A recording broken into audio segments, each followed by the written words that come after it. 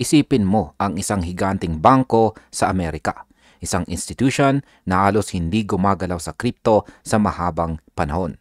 Tapos biglang pumili ng isang blockchain na halos kasing tahimik ng isang sniper at sinabing, ito ang gagamitin namin. Mga kakripto, ang sinasabi ko ay walang iba kundi si Stellar Lumens o XLM. At ang napakalaking bangko ay ang US Bancorp. Kapag dumating ang isang ganoong galaw mula sa isang traditional na titan ng finance, ang tanong natin ay hindi kung bakit nila ito ginawa. Ang tunay po na tanong ay ano ang kanilang plano at paano maaapektuhan ang market. Kaya ayan po ang siyang ating pag-uusapan sa video na ito at simulan po natin sa ating unang katanungan kung bakit pumili ang US Bank ng Stellar para sa stablecoin testing. Ayan. The Tokenized Future of Banking sa Money 2020 podcast ay dito po ibinunyag ni Ginoong Mike Villano. Siya po ang Senior Vice President ng US Bank na kasalukuyan po nilang tinitest ang custom stablecoin issuance sa Stellar DLT. Hindi po ito simpleng announcement. Hindi po nila sinasabi na bibili sila ng crypto o mag-i-invest sa tokens. Ang sinasabi nila ay stablecoin payments at crypto custody. Yan ang dalawang bagay na may pinakamalaking impact sa real-world adoption. Sa mundo ng banking, ang payment rails ang ugat ng lahat. Lahat ng transaction, lahat ng remittance, lahat ng settlement, lahat dumadaloy sa isang klase ng network. Kaya ang tanong, bakit si Stellar? Dahil si Stellar, simula pa noong unang araw ay idinisenyo para sa cross-border payments, microtransactions, at saka tokenized assets. Hindi po maingay si XLM. Hindi siya flashy.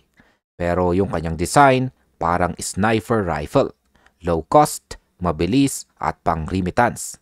Kaya para po sa isang higanting bangko na ayaw ng hype at gusto ng practicality, mas bagay kay Stellar ang ganitong project. Kapag sinabi ng isang top-tier bank na ititest po nila ang stablecoins on-chain, ang ibig sabihin noon ay gumagalaw na sila sa bagong settlement era.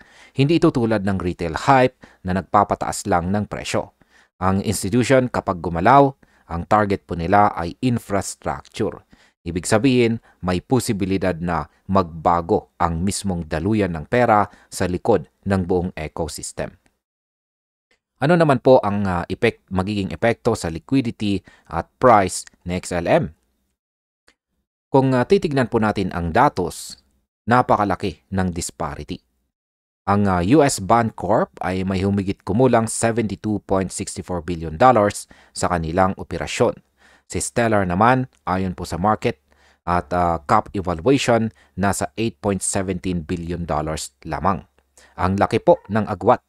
Para itong tank na nagpapasok ng gasolina sa isang maliit na generator. Kapag pumasok po ang stablecoin ecosystem ng US Bank kay Stellar, ang immediate effect po dyan ay liquidity expansion.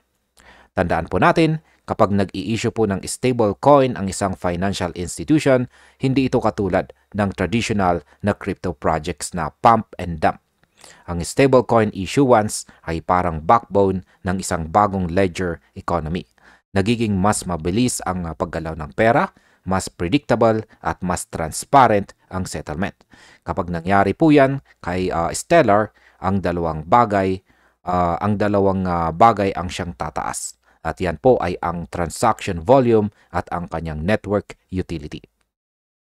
Sa presyo, ang market ay naglalaro pa rin sa psychological levels. Galing po sa XLM sa halos 0.50 at ngayon ay lumalaban po sa 0.25 na support. Ang kanyang support area na yan ay parang battlefield zone. Dito po natin nakikita kung may panatag na mga holders, kung may hedge traders na nakatambay, at kung may institutional demand na paparating. Kung maging successful po ang testing ng stablecoin, hindi lamang po siya papasok bilang speculation. Pumasok po siya bilang real financial infrastructure. Iba po ang market reaction kapag tunay na adoption, hindi po hype. Ngayon ay ano po ang position ng Stellar kumpara sa ibang stablecoin ecosystem? Sa isang market na dominated ng Ethereum, marami pong alts ang nag-uunahan para maging relevant sa stablecoin game. Nandito po si Ripple na naglabas ng RLUSD kasama ang regulatory clarity na nakaposition sa payment compliance markets. Pareho po silang ISO 222 compliant. Kumbaga, parehong marunong sumayaw sa tunog ng international banking rules. Ang problema po kay Stellar sa nakaraan ay hindi po siya kulang sa technology. Kulang po siya sa narrative. Ang turbulent ang kanyang entrance sa stablecoin market. Maraming chain na mas bata, mas maingay at mas agresibo ang marketing. Pero noong dumating ang pagkakataon na gamitin po siya ng mga higanting bangko, bigla pong nagbago ang narrative. Mas credible po si Stellar dahil siya po ay ginawa para sa settlement at tokenized assets at hindi lamang po sa hype trading. Sa kasalukuyang datos po ng DeFi Llama, nasa $211 million lamang ang stablecoin cap sa Stellar Network. At napakalaking bahagi po nito ay USDC, halos 94% ng usage. Ibig pong sabihin parang may isang malaking pinto na nakaharang kung saan ay walang malaking institution na gumagamit ng Stellar sa issuance. Kapag pumasok po ang US Bank bilang issuer, hindi lang niya tinatakpan ang threshold, binabasag po niya ito. Ano naman po ang market implication nito para sa atin bilang mga traders, investors at saka holders? Para po sa atin, ang galaw na ganito ay nagbibigay po ng early signal. Hindi mo kailangan ng fancy indicator para makita na ang institutional testing ay may potential bullish outcomes sa liquidity. Para naman po sa mga investors, ito po ay investment thesis. Hindi po malakas ang FOMO, pero matibay ang foundation.